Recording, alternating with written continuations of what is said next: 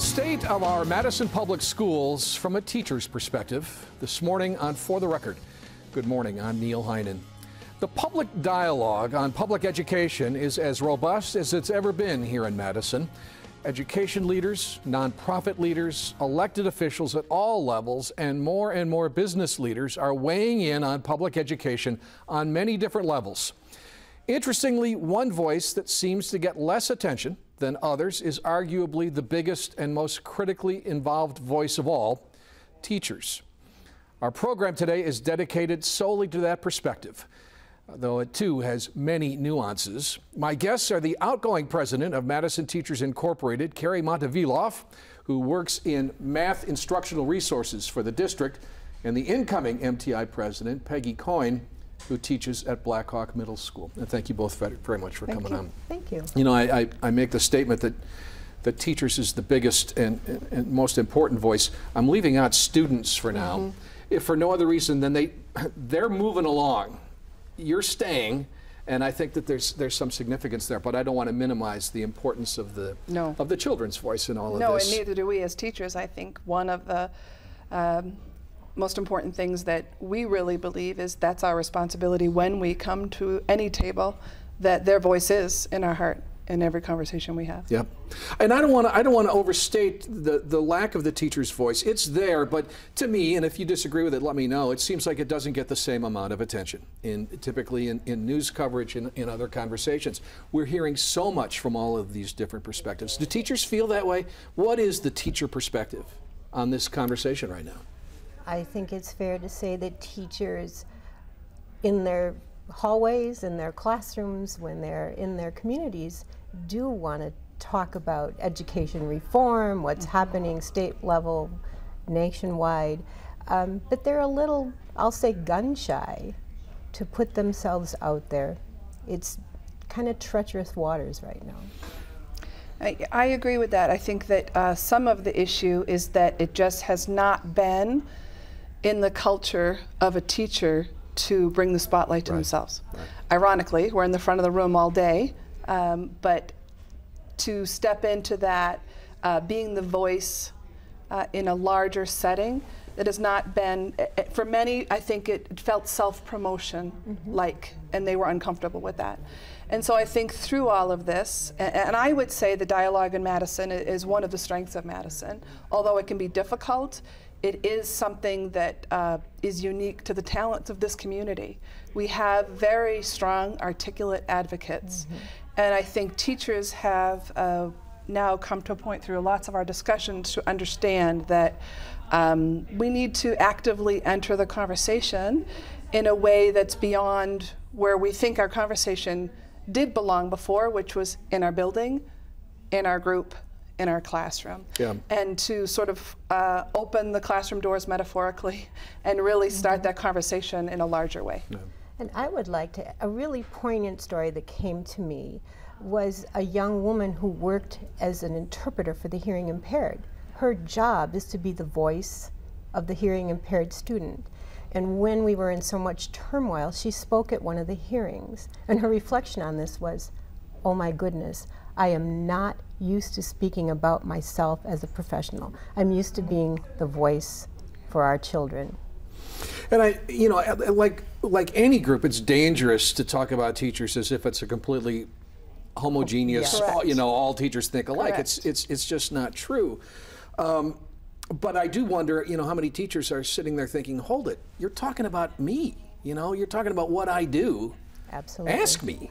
Absolutely. Rather than this conversation that seems to speak for teachers. The message I try to give to our membership, because Carrie and I and some other people are in leadership and we are heading up meetings, and I say in the grocery line, at the golf course, when you're at summer camp, when you're coaching your kids' Little League, don't be afraid to field the questions and be the face of the teaching force. People, as you mentioned, pretty much to a T love their individual teachers. It's that group that they can't get their minds wrapped around. Well, let's get right into the politics of this, because I do think it causes some confusion, and it's difficult. It's difficult to understand. help us understand the labor relationship and the importance of MTI in this case, which anybody in Madison would consider one of the most important, powerful voices over the last 40 years. And the individual teachers, again, either individually or collectively, their comfort with that. How do we look at teachers? Do we look at them separate from MTI, or are they inseparable? Well, the first thing I think that we have a conversation within our union and organization is that none of us joined teaching because we were in a union. We all became teachers and joined the union because it was fundamental to our belief that through strength in our union we can strengthen the quality of teachers and the profession with which we serve this community. And so it has always been the same message for us, that through our job and through our union, we are all working to strengthen this district. And it is an assertion that we believe having that collective voice is part of what makes a better school district. The longevity of teachers speaks to that. Certainly the qualifications, if you look at the education level in Madison teachers, speaks to that. And that does speak, as frankly as I can be, to a strong collective bargaining contract. Right. But the bottom line is, we're teachers. Right. We want our students to succeed. You know, we've given, That's what we do. what, 65 years between the two of us to this district. And we'll give many more. Now, there are some that have a vested interest in causing divisiveness, all right? I mean, we know that. And so we have to acknowledge that. But then don't we also have to acknowledge that there are differences of opinion within any group, and including teachers, about whether or not a particular labor stance is something they're comfortable with or not. How do we accommodate that in this conversation? I think the first thing we need to say is MTI, Madison Teachers, Inc., is a very democratic organization. And I'm not going to badmouth other groups, but we use the word union, but we are teachers who come to faculty representative meetings. We are from every building and every nook and corner of the school district. We have people who represent our school secretaries, who represent our security staff, who represent our lunch, and ASME also represents our custodial and food service staff. We meet together, we come together, we discuss issues together, we problem solve together. To me, that is the most important thing, that this is a grassroots, every building, including Flom Road, where we have our building services, and Doyle Admin, have people who represent and come to meetings. And I look at us as a problem solving. You're correct, we are not one voice. We're, you know, no one teacher is exactly like another. But we support each other. In the morning, the custodian catches me in the hallway and says, "Say, I heard or saw what you said. Thank you for representing us." You know, even though I'm not his figurehead, so to speak. We pull together. We're going to take a break, and we're going to come back. I want to talk more about an article that was written in Madison Magazine as we continue this conversation about politics right after this.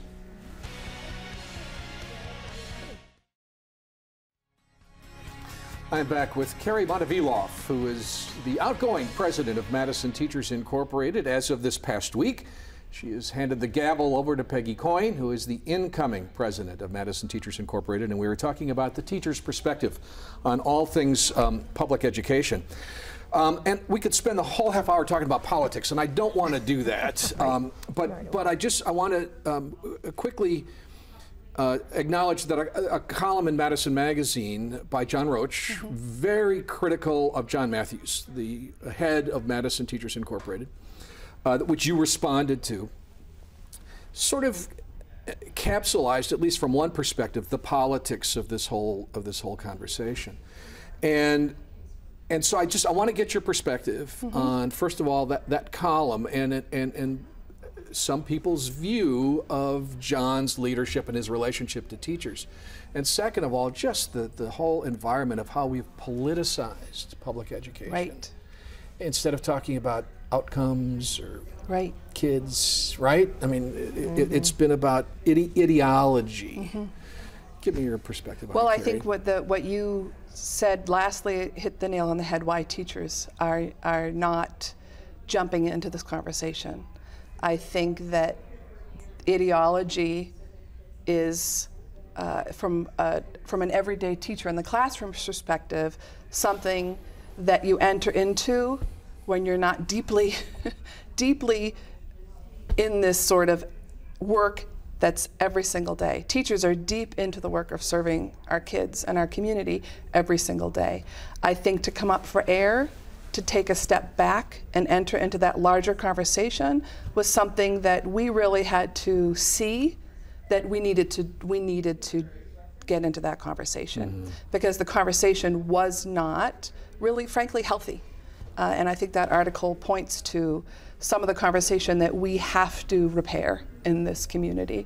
And Dr. Cheatham spoke about the conversation in general in the community and how while we value everyone's input, the conversation is just not healthy.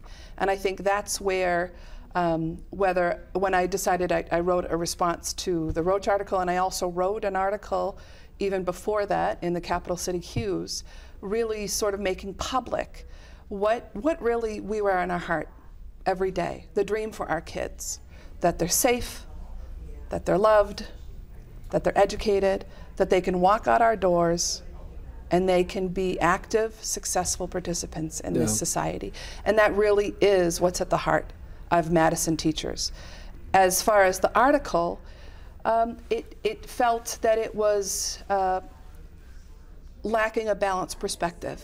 And I think I felt I needed to answer that, and to answer some of the things that were untrue, some of the things that were unkind, and mostly unproductive. That for me, the most important thing that I'm doing is moving the community forward. The issues are real. There's nothing that anyone can say today or any other day that trumps the moral imperative we have to address the achievement gap. And teachers feel that very deeply, and we have been living it. It's what keeps us up at night. I have actively been involved in committees around the achievement issue since, I think the first one I sat in was 1993. Yep. Teachers have been at the forefront of designing what we now call the GAP plan, or Bridging to Our Future, Rebuilding for Our Future. Teachers were at the beginning of that. Teachers have been designing the focus schools, the CPR. Teachers have been at the front of that. They're not going to step forward and say that because they feel they're busy in the work, and that's where they best serve this community. Within a year of the start of Schools of Hope, and that's I think 15 years ago now, in the middle of the summer, there was a day-long event at Old Brick Gardens for teachers to come in and talk about Schools of Hope in the beginning of that plan. I don't want to get the numbers wrong, but I think we were expecting as many as 50 teachers to show up, and I think 300 teachers showed up and really helped shape a very important part of what became the Schools of Hope plan around reading and stuff. I wasn't sure if you were at that meeting, but I mean, when you talk about teachers being involved at least in that right from the beginning. However, now part of the issue with the politics is an expectation that teachers will have this voice. Kerry did it to some extent, but not every president's going to do it, and there are challenges because this isn't a full-time job, apparently. Or it is, but it can't be your only full-time job. Second full-time job. Right, right. As I often say to people, don't mistake my soft-spoken for being shy. I will speak very clearly. My mission is our kids, but we're in this together. Kids and parents and teachers and our community. If any community, and community of teachers, community of activists, has it in them, it's Madison. We have the will and we have the skill, and we certainly have this motivational fire under us that we have got to solve this problem. But do you feel the expectation that you're going to need to be a voice, a recognized voice for education for the next year? I always tell people I'm more of a kitchen table or conference table kind of person, but yours truly, this will be my second tenure as MTI president.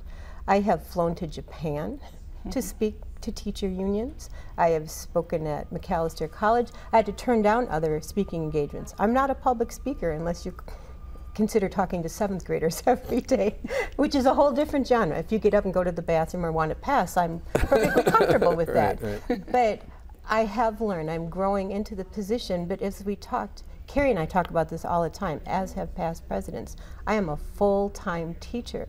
That's my job. I have to make sure my lesson plans are ready and my grades are good to go and the behavior plan and on and on. But my other part-time job, which is becoming all-consuming, is being a voice. Okay. And I just don't see us as the voice for Madison teachers. We're a learning community. It's all of us. Yeah. We have the diversity. We worked hard to be inclusive, and the things that have happened politically that you've alluded to are making that a real difficult job. I want to talk more about the achievement gap when we get back right into this.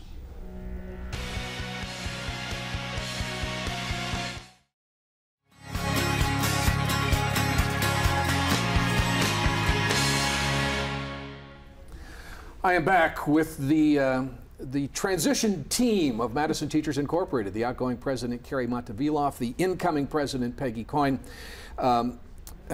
Carrie, you mentioned the achievement gap, and you said it with great passion.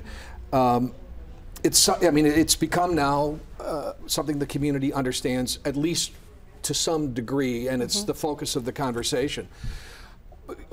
What is teachers' view of this? You know, again, in terms of curriculum changes, teacher support and education, which we know is really critical. Class size, poverty, all of the things that are elements to this. Right. How are teachers viewing this discussion? I mean, this could be a 3-month show. I know. I think the first thing I want to say is that teachers have been waiting for this conversation for about 20 years. So I think some of it caught us a surprise that the conversation was something that was an adversarial conversation. I think that caught us by surprise, and we had to catch up a little bit. So I really am at a point of looking at where we are right now as a community and understanding that we are a strong advocate, and we need to be a strong vocal advocate. And we need to bring other people together that are in our community being extremely other strong advocates. Leslie Howard and Schools of Hope and United Way and their board, Mike. And Michael Johnson, the head of Boys and Girls Club, and other members, you know, at the university and the Urban League, and really coming together and seeing the strength we have in this district and the talent we have in our teachers. And a lot of that energy is good. It is. But the criticisms, the most biting criticisms, are often from African-American families and some Latino families. I mean, that Latino voice sometimes is not heard. But particularly from black families who say, we are not understood. Teachers don't understand us. Teachers don't respond to us in a way that make us feel like we can talk about this issue. And that's real, and I think that we have to do some real community engagement discussions around that. And I think there have been, as a person who's worked very hard to understand multiple perspectives on this, there were a few key conversations that I had, and one of them happening with Michael Johnson at Ed Talks. And he was extremely eloquent, and he got up and spoke about what he saw as a community level support to wrap around the schools. And he started with a key word which helped me understand why sometimes what I'm saying isn't hitting the heart for my African American families, why they're feeling like it's lost in translation. And he started with the words, what I'm talking about are words from a practitioner. And I went up to him, I spoke to him later, and I said, you've really helped me, because this is where it helps me sort out that there are two parts of this issue. One is about the service model. One is about services that we have as a community chosen to cut, chosen to discontinue, and chosen not to fully implement that we know as teachers our students need. That's just been a community decision we've made under the revenue controls for over 20 years. But the other piece that I think that we need to honestly stop and look at is there is another emotional component that is understanding cultural communication, behavioral communication, and there has been a deep miscommunication, I think, the African American community feels that they are not understood culturally. And I think that that work has been good work that we've been involved in lately, deeply. Whether it be Dr. Holly coming to visit, whether it be very, very focused talks at Schools of Hope, whether it be the Achievement Gap Plan, whether it be people coming into leadership, including the superintendent, who are very comfortable talking about something that in the Midwest culture is not exactly easy to do. That's another whole cultural piece we don't often talk about. I've only got 2 minutes left. I'm really sorry. There's so much more I want to talk about here, but I want to just ask you, Peggy, you mentioned Japan and mentioned going to Japan, and I just want to get your perspective on the lack of awareness of other countries in the world that do a much better job with teachers, where teachers are held in a certain esteem that seems to lead to better educational outcomes. You want to talk about Finland, which is now well, I mean, that's the Mecca. They are, yeah, it is the Mecca. And I don't want to just say Finland, because there are, yes, there are issues in Finland too, but there are half a dozen countries that maybe there are lessons to be learned. Can we get there? I mean, that's the whole point. Can we change our views in this country? We can get there, and by having conversations like this, where we take this on as a community problem solving, if you will, if you recognize that everyone's a stakeholder in this, everyone, business, teachers, parents, we have got to move forward. I'm so happy that the Urban League and the Boys and Girls Club and Schools of Hope and and the Chamber 100 of Black Commerce, Men and the Chamber of Commerce, right. And we could go on forever naming. Thank heavens you're with us. You talked about the divisive politics. We'll move on. We have opened the doors, and we all want the same thing for our kids. Latino, Black, white, Asian. We want them to be safe, well-rounded, productive citizens. And the foundation of that is a good public education. Thank you both very much for taking the time to do this. I'm going to come back and wrap up For the Record right after this.